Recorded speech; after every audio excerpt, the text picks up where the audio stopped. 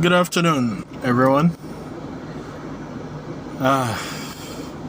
What a great afternoon.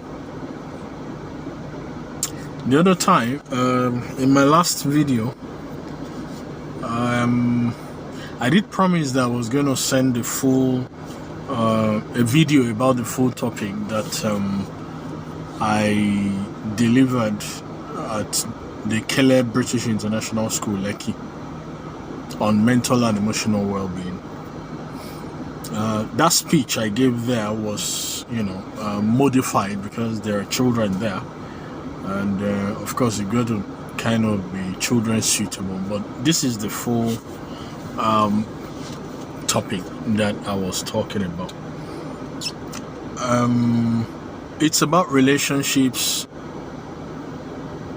sex, marriage, and mental health. When we talk about relationships,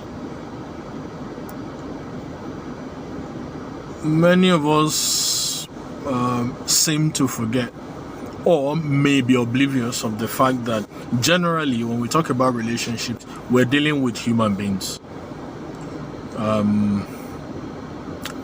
Human to human, whether it's business relationship, sexual relationship, whatever relationship you can think about.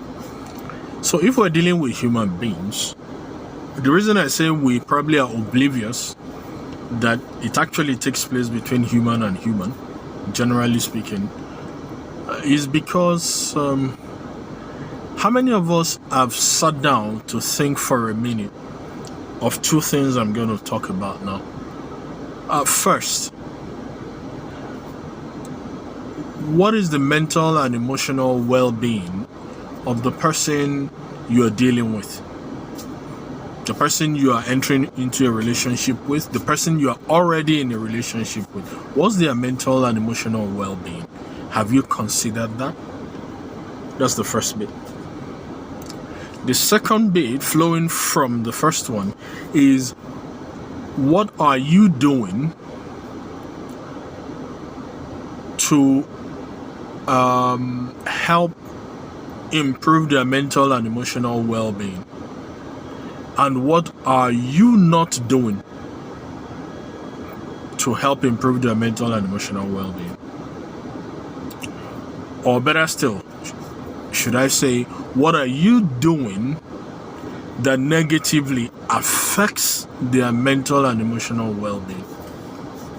I've heard people say things like, we're in this together, I've got your back, it's me and you against the world, and all the rest of them things.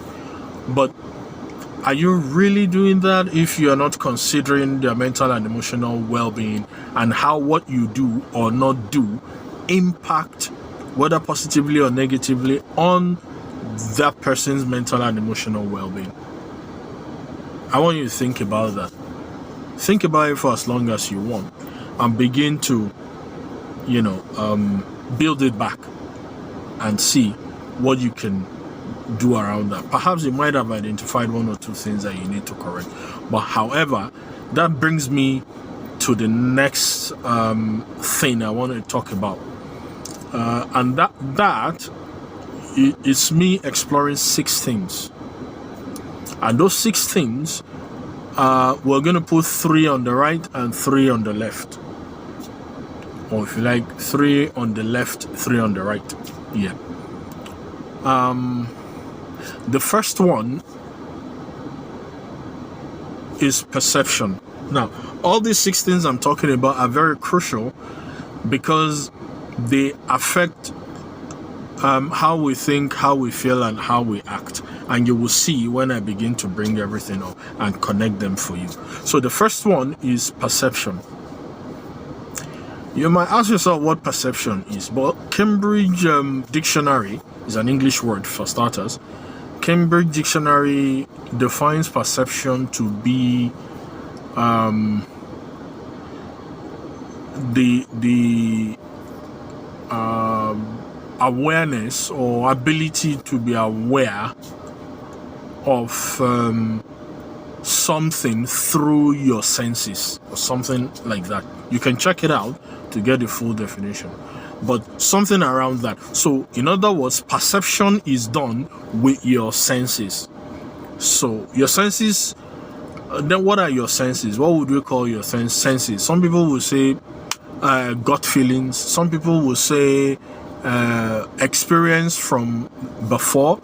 But whatever it is you say it is, gut feelings or experience from before, they are fed by something.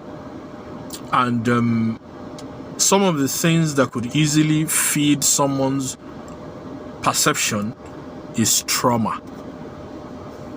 Yes, I said it, trauma. Trauma could easily feed someone's perception. So perception is what you do, how you are aware of something through your senses. Let's compare